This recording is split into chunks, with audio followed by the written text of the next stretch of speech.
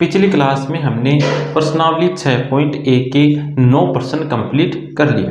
अब हम आगे के प्रश्नों को हल करते हैं। तो अगला प्रश्न देखो, प्रश्न नंबर 10। एक 5 मीटर लंबी सीढ़ी दीवार के सहारे झुकी है। सीढ़ी का नीचे का सिरा जमीन के अनुदिश दीवार से 2 सेंटीमीटर पर सेकंड की दर से खींचा जाता है। दीवार पर इसकी ऊंचाई किस दर से घट रही है, जबकि सीढ़ी के नीचे का सिरा दीवार से 4 मीटर दूर है। तो सबसे पहले तो हम इस प्रश्न में आकृति बनाते हैं। तो आकृति को बनाओ। सबसे पहले देखो तो धरातल बनाते हैं। पहले तो सबसे पहले हमें बनाना होगा धरातल। अब इस धरातल पर बनाओ दीवार। धरातल पर हमें क्या बनानी है? दीवार। और इस दीवार के सहारे झुकी हुई है एक सीढ़ी। इस दीवार के सहारे कौन झुकी हुई है? सीढ़ी। और इस सीढ़ी की जो लंबाई हमें दे रखी है वो है 5 मीटर। अब देखो, दीवार और धरातल के बीच का जो कोण बनता है वो बनता है 90 डिग्री का। और सीढ़ी का ये जो सिरा है जो धरातल पर स्थित है, इसको हम लिख लेते हैं बिंदु ए। और सीढ़ी का ऊपर वाला सिरा जो दीवार को टच कर रहा है उसको हम मान लेते हैं बिंदु बी। और इस बिंदु को लिख लेते हैं हम ओ। अब देखो, हमें बिंदु ए और ओ के बीच की दूरी को मान लेते हैं अक्ष मीटर। और बिंदु बी और ओ इसके बीच की जो दूरी है, मतलब बिंदु बी की ओ से जो दूरी है, इसको मान लेते हैं वाई मीटर। अब देखो, हमें क्या दे रखा है? हमें दे रखा है कि जो सीढ़ी का जो नीचे का सिरा है, मतलब बिंदु ए, इस बिंदु ए को जमीन के अनुदिश दीवार से दूर, मतलब इस दिशा में 2 सेंटीमीटर पर सेकंड की दर से खींचा जा रहा है। इस दर से इस सिरे को खींचा जा रहा है इस दिशा में। तो यहाँ पर ये देखो कि क्या लिखा हुआ है? ये लिखा हुआ है 2 सेंटीमीटर पर सेकंड, मतलब एक सेकंड में ये जो सिरा ए है, ये सिरा ए कितनी दूरी तय करेगा? 2 सेंटीमीटर की दूरी तय करेगा। एक सेकंड में सीढ़ी का ये जो सिरा ए है या बिंदु ए है, ये कितनी दूरी तय करेगा? 2 सेंटीमीटर की दूरी तय करेगा। अब देखो, यहाँ पर तो हमें इकाई सेंटीमीटर में दे रखी है और यहाँ पर इकाई हमें मीटर में दे रखी है। तो यहाँ पर हम एक काम करते हैं, इसको मीटर में बदल देते हैं। तो ये तो हो जाएगा 500 मीटर। और इनको एक्स और वाई है, इनको हम सेंटीमीटर में लिख लेते हैं। ये दूरी तो है एक्स सेंटीमीटर और ये है वाई सेंटीमीटर। अब देखो, ये जो स्थिति है, ये स्थिति हम मान लेते हैं टी समय की। ये स्थिति हम टी समय की मान लेते हैं। अब देखो, यहाँ पर बिंदु ए है तो समय है टी। अब जैसे ही समय 1 सेकंड बढ़ेगा तो ये बिंदु यहाँ से चलकर यहाँ पर आ जाएगा। और ये जो दूरी होगी, ये दूरी होगी 2 सेंटीमीटर की। फिर जैसे ही 1 सेकंड होगा तो ये सिरा यहाँ से चलकर यहाँ पर आ जाएगा, मतलब बिंदु ए यहाँ से चलकर यहाँ पर आ जाएगा। और ये दूरी कितनी होगी? 2 सेंटीमीटर की होगी। फिर जैसे 1 सेकंड और होगा तो ये बिंदु यहाँ से चलकर यहाँ पर आ जाएगा और ये दूरी कितनी होगी? 2 सेंटीमीटर की होगी। अब देखो, टी समय पर बिंदु ए की ओ से दूरी कितनी है? तो यहाँ पर टी समय है, तो टी समय पर ए की ओ से जो दूरी है वो है अक्ष सेंटीमीटर। कितनी दूरी है? अक्ष सेंटीमीटर। अब मैं बात करूं t + 1 सेकंड की। इस समय पर बिंदु ए की ओ से दूरी, तो यहाँ पर t समय तब बिंदु ए यहाँ पर है, t + 1 समय पर बिंदु ए यहाँ पर होगा। तो यहाँ से यहाँ तक की दूरी कितनी हो जाएगी? अक्ष + 2। तो t + 1 सेकंड पर बिंदु ए की ओ से दूरी होगी अक्ष + 2। अब मैं बात करूं t + 2 सेकंड की। तो t + 2 सेकंड पर बिंदु यहाँ पर होगा। तब बिंदु ए की ओ से दूरी कितनी होगी, x प्लस 2 मतलब x प्लस 4 सेंटीमीटर। अब मैं बात करूं t प्लस 3 सेकेंड की, तो t प्लस 3 सेकेंड में बिंदु कहाँ पर आ जाएगा, बिंदु ए आ जाएगा यहाँ पर। तो बिंदु ए की ओ से दूरी कितनी होगी, तो ए की ओ से दूरी होगी x प्लस 6 सेंटीमीटर। अब देखो यहाँ पर जब समय में 1 सेकंड का परिवर्तन होता है तो दूरी में देखो कितना परिवर्तन हो रहा है, 2 सेंटीमीटर का। मतलब जब समय में 1 सेकंड का परिवर्तन हो उस समय बिंदु ए की ओ से जो दूरी है उस दूरी में परिवर्तन हो रहा है 2 सेंटीमीटर का। इसका मतलब समय के सापेक्ष दूरी में परिवर्तन हो रहा है, समय के सापेक्ष दूरी में क्या हो रहा है, परिवर्तन हो रहा है। इस दूरी को देखो, ए की ओ से दूरी को हमने क्या माना है, x, समय को t मान लो, तो समय के सापेक्ष दूरी में परिवर्तन की दर को क्या लिखेंगे, तो हम लिखेंगे dx बटा dt। अब देखो दूरी में ये परिवर्तन की दर है कितनी, तो 1 सेकंड में कितना परिवर्तन हो रहा है, 2 सेंटीमीटर का, तो हम लिखेंगे 2 सेंटीमीटर पर सेकेंड। तो dx बटा dt हमें क्या है दे रखा है, सॉरी dx बटा dt कितना आ गया, 2 सेंटीमीटर पर सेकेंड। तो हमें dx बटा dt मिल गया 2 सेंटीमीटर पर सेकेंड। तो ये तो हमें दिया गया है, तो यहाँ पर लिख लो dx बटा dt बराबर 2 सेंटीमीटर पर सेकेंड। अब देखो हमें ज्ञात क्या करना है, हमें ज्ञात करना है इस दूरी में परिवर्तन की दर। अब देखो जब ये सीढ़ी है, अब इस सीढ़ी को दीवार से दूर जमीन के अनुदिश खींचा जाएगा, तो इस प्रकार खींचेंगे, तो जब हम इसको इस प्रकार खींचेंगे तो ये जो सीढ़ी का ऊपर वाला सिरा है वो नीचे की तरफ आएगा, मतलब इस दूरी में परिवर्तन होगा। तो इस दूरी में परिवर्तन होगा किसके सापेक्ष, समय के सापेक्ष। तो इस दूरी में परिवर्तन की दर ज्ञात करनी है, मतलब dy बटा dt ज्ञात करना है। कब ज्ञात करना है, जब x बराबर 4 सेंटीमीटर हो, सॉरी x बराबर 4 मीटर हो, तो मीटर को सेंटीमीटर में बदल दो तो ये हो जाएगा 400 सेंटीमीटर। अब देखो यहाँ पर इस आकृति को देखो, आकृति AOB, ये आकृति है समकोण त्रिभुज की। ये आकृति किसकी बन रही है, समकोण त्रिभुज की। तो समकोण त्रिभुज की आकृति बन रही है तो यहाँ पर हम पाइथागोरस प्रमेय लगा सकते हैं। फिर तो इस आकृति में अब हम लगाएंगे पाइथागोरस प्रमेय। तो लिखो आकृति AOB में पाइथागोरस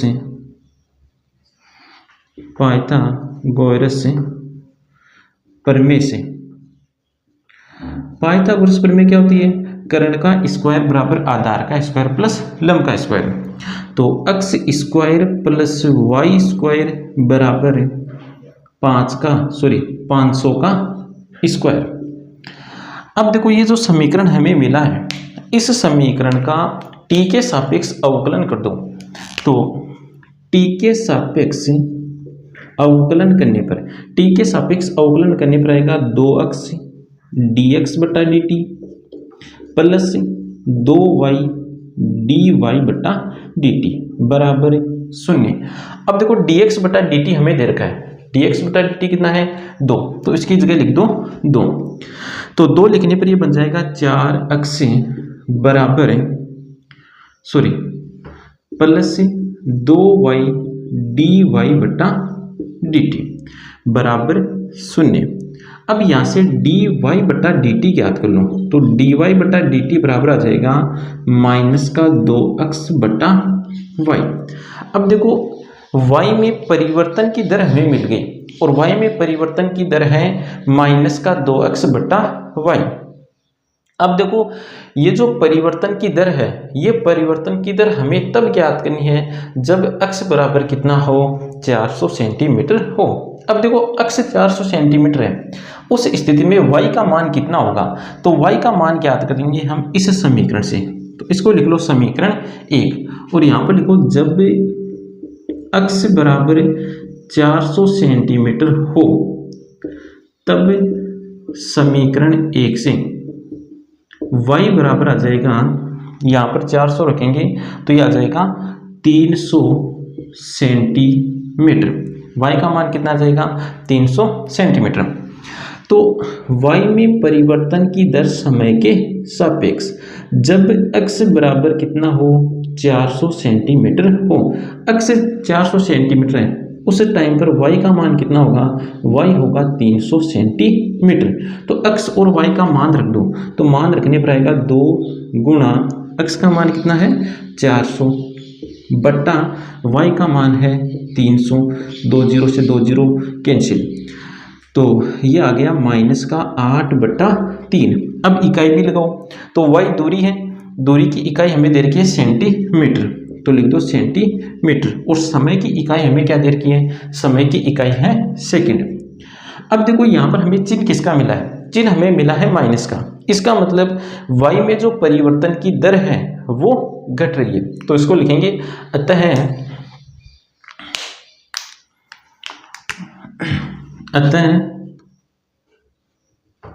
8/3 सेंटीमीटर पर सेकंड की दर से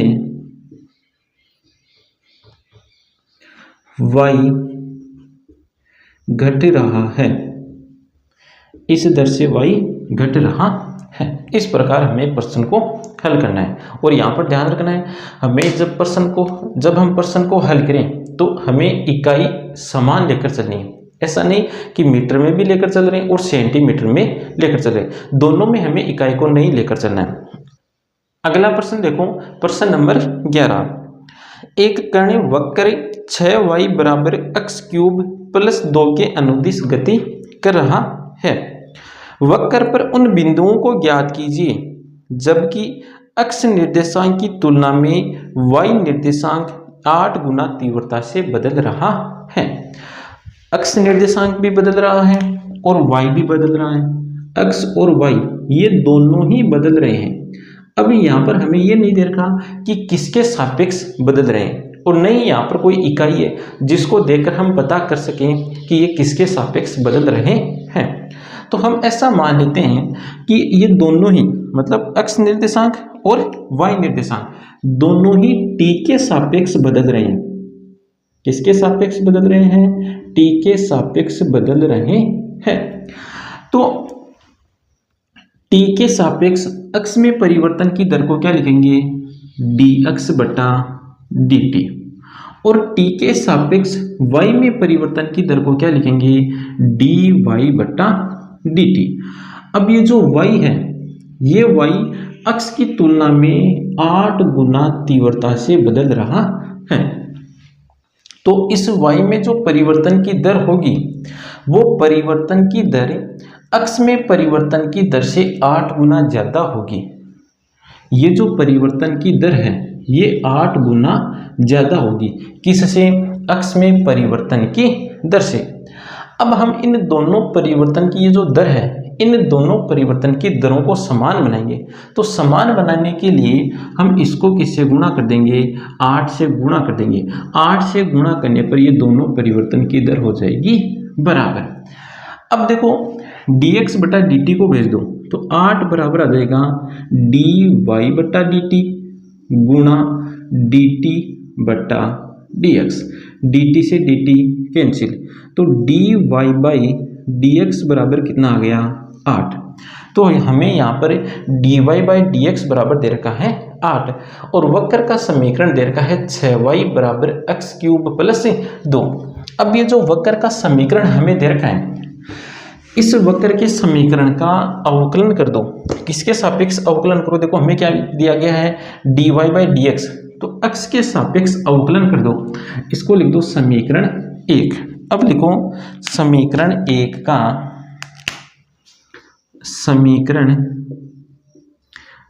का x के सापेक्ष अवकलन करने पर, तो अवकलन करो तो आ जाएगा 6 dy/dx बराबर 3x²। तो dy/dx का मान देखो कितना है 8, तो 8 रखने से पहले देखो इनको कैंसिल कर दो, यहाँ पर आ जाएगा 2। अब dy/dx का मान रख दो कितना है 8, तो 8 को 2 से गुणा करने पर आ जाएगा 16 बराबर x²। तो यहाँ से x बराबर आ जाएगा ±√16। तो x बराबर ±4। अब एक बार x का मान ले लो +4। x बराबर जब +4 हो तो y कितना होगा, तो x का मान समीकरण 1 में रख दो। तो समीकरण 1 से समीकरण 1 में x का मान रख दो +4, तो 6y बराबर 4 का क्यूब +2। 6y बराबर 4 का क्यूब होगा 64 +2, 6y बराबर 66। तो y बराबर आ गया 66/6 मतलब 11। अब देखो x का मान लो -4, तो x बराबर -4 लेने पर क्या आएगा, x बराबर -4 पर समीकरण 1 से समीकरण 1 में x की जगह -4 को, तो 6y बराबर -4 का क्यूब +2। तो 6y बराबर -4 का क्यूब -64 +2, तो 6y बराबर आ गया -62। तो y बराबर -62/6। अब देखो ये 2 से कैंसिल हो रहा है, तो 2 से कैंसिल करने पर आएगा y बराबर -31/3। तो हमें बिंदु ज्ञात करने थे, तो x का मान 4 हो, उस स्थिति में y तो कितना है 11, तो बिंदु बन गया। अतः बिंदु x का मान +4 होता है, y कितना है, y है 11, तो 4,11 तथा -4 पर y का मान कितना है -31/3, तो -4,-31/3 है, और बिंदु ही हमें यहाँ पर ज्ञात करने थे। अगला प्रश्न देखो, प्रश्न नंबर 12। हवा के एक बुलबुले की त्रिज्या 1/2 सेंटीमीटर/सेकंड की दर से बढ़ रही है। बुलबुले का आयतन किस दर से बढ़ रहा है जबकि त्रिज्या 1 सेंटीमीटर है। देखो हमें क्या दे रखा है, बुलबुले की त्रिज्या 1/2 सेंटीमीटर/सेकंड की दर से बढ़ रही है, मतलब हमें बुलबुले की त्रिज्या में परिवर्तन की दर दे रखी है। बुलबुले की त्रिज्या में परिवर्तन की दर दे रखी है, और ये परिवर्तन की दर है 1/2 सेंटीमीटर/सेकंड। देखो किसके सापेक्ष है, समय के सापेक्ष, तो यहाँ पर हम लिखेंगे t। अब हमें क्या ज्ञात करना है, हमें आयतन में परिवर्तन की दर ज्ञात करनी है, मतलब dv/dt ये ज्ञात करना है, और ये आयतन में परिवर्तन की दर हमें तब ज्ञात करनी है जब r बराबर 1 सेंटीमीटर हो। अब देखो हवा का जो बुलबुला होता है उसका आकार होता है गोले के जैसा, तो यहाँ पर हमें जो दिया गया उसको लिखते हैं एक बार। तो दिया गया है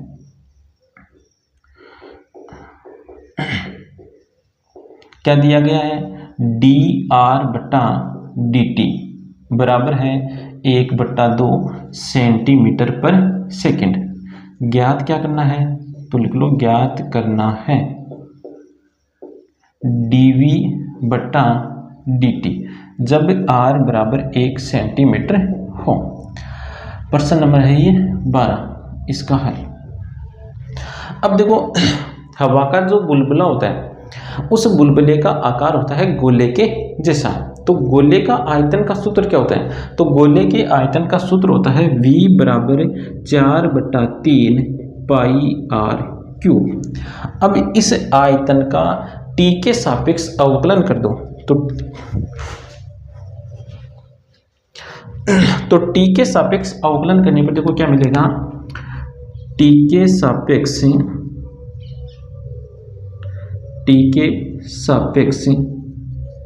अवकलन करने पर, तो dv/dt बराबर 4/3 पाई r³ का t के सापेक्ष अवकलन होगा 3r² dr/dt। अब देखो dr/dt हमें दे रखा है 1/2, तो dv/dt बराबर 3 से 3 कैंसिल, तो आ गया 4 पाई आर स्क्वायर डी आर बटा डी टी की जगह कितना लिख देंगे 1/2। तो यहाँ पर कितना आ जाएगा 2। डी वी बटा डी टी बराबर आ गया डी वी बटा डी टी बराबर 2 पाई आर स्क्वायर। अब देखो आयतन में परिवर्तन की दर तो हमें मिल गई। अब ये आयतन में परिवर्तन की दर हमें कब ज्ञात करनी है? तो ये आयतन में परिवर्तन की दर हमें तब ज्ञात करनी है जब r बराबर 1 सेंटीमीटर हो। तो यहाँ पर देखो आयतन में परिवर्तन की दर जब r बराबर 1 सेंटीमीटर हो, तो यहाँ पर r की जगह 1 रख दो, तो 1 रखने पर आएगा 2 पाई। अब हमें इकाई भी लगानी है, तो त्रिज्या सेंटीमीटर में दे रखी है, तो आयतन की इकाई तो हो जाएगी सेंटीमीटर क्यूब और समय की इकाई हमें दे रखी है सेकंड।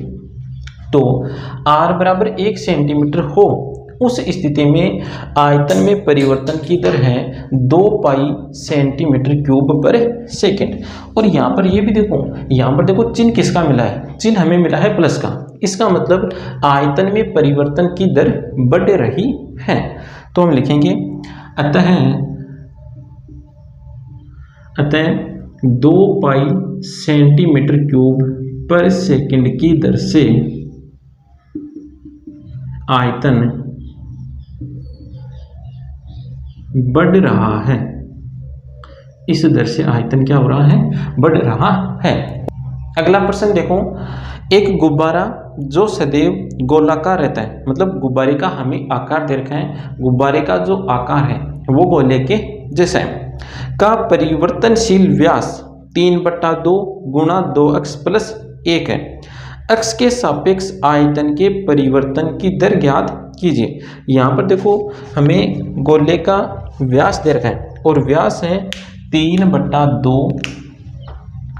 व्यास को d से लिखते हैं, तो व्यास हमें दे रखा है 3/2 गुणा 2x प्लस 1। अब हमें देखो क्या ज्ञात करना है?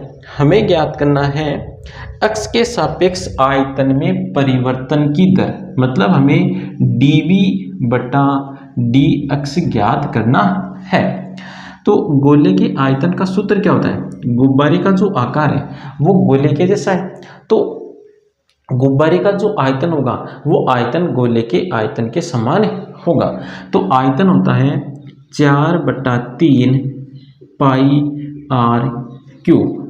अब देखो हमें d दे रखा है और d त्रिज्या का होता है दुगुना, मतलब हम ऐसा लिख सकते हैं 2r बराबर 3/2 गुणा 2x प्लस 1।